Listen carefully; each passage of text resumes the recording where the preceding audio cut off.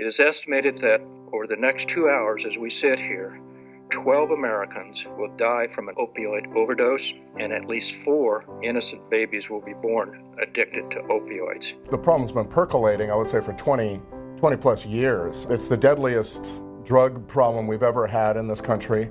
I think we'll find that last year, once all the numbers are counted, it's something on the order of 60,000 plus people who have died. That's more than Americans lost in the entire Vietnam War. When we think about the legacy of the war on drugs, we recognize it is one of the biggest domestic policy failures in this country.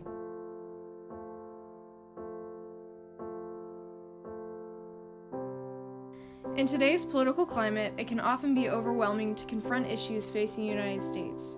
Regardless, our vision is for the 2020 presidential candidates to address the opioid epidemic and federal policies they would implement to stop this ever-growing crisis.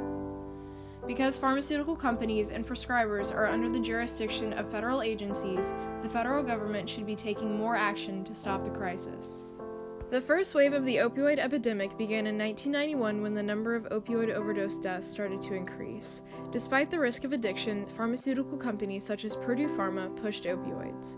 The second wave of the epidemic began in 2010 when individuals addicted to opioids shifted their focus to a cheaper alternative, heroin. A staggering 80% of heroin users first misused opioids.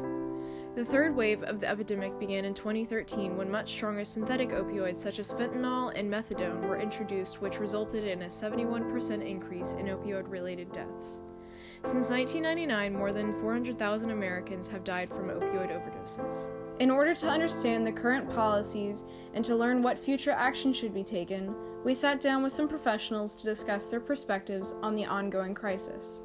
When we talk about opioids and prescription drugs, more outside of how that drug is prescribed is not better.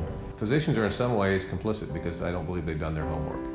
Some surgeons write prescriptions for their patients in the week following surgery for over 100 opioid pills when only 30 should have been prescribed.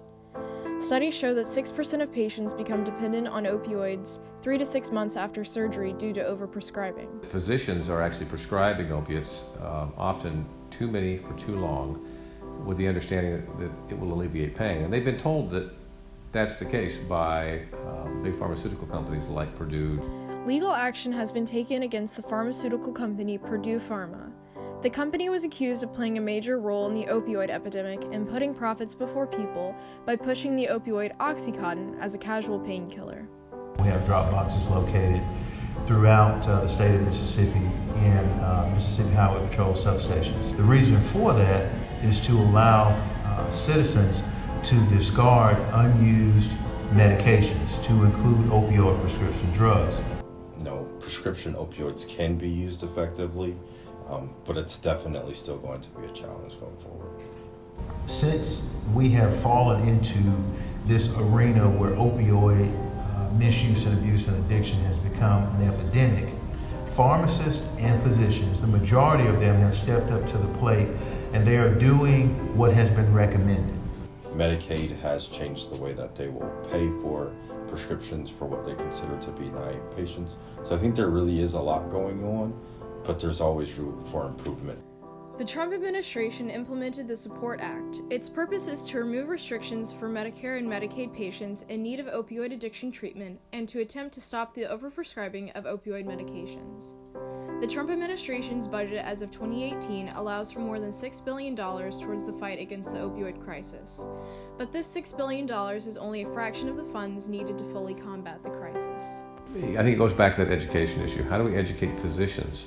I think that's something states can do that can be very effective, is educating doctors and providers and nurse practitioners so that the opioid isn't the first thing they think of for pain, it's the last thing they think of for pain. We could do better to do actual public education that's about reducing the risk associated with drug use. We could have conversations that's not filtered or with mischaracterizations or stigma, which we know has created so many arrests and also so many overdose deaths. But there has to be far greater treatment options for people, both at the very moment when they're overdosing at the ER level, but also after that. And we have saturated whatever capacity we had long ago. Continue to make funding available. Continue to produce literature that law enforcement agencies can push out during town hall meetings when we come in contact with the public. We can continue our enforcement efforts. We can continue to partner with the public and encourage the public to reach out to us. Continue to partner with physicians and pharmacists and communicate with them. Continue the dialogue and continue to make statistical information available associated with opioid prescription drug addiction. So as long as we are dialoguing, as long as we keep the conversation going, the emphasis is placed on the significance of the epidemic. Our vision for 2020 is for the federal government to effectively address the opioid epidemic by implementing stricter regulations on pharmaceutical companies and federal agencies. We know the epidemic will never end unless immediate substantial action is taken. We are hopeful that presidential candidates will see the necessity for reform to finally end the epidemic.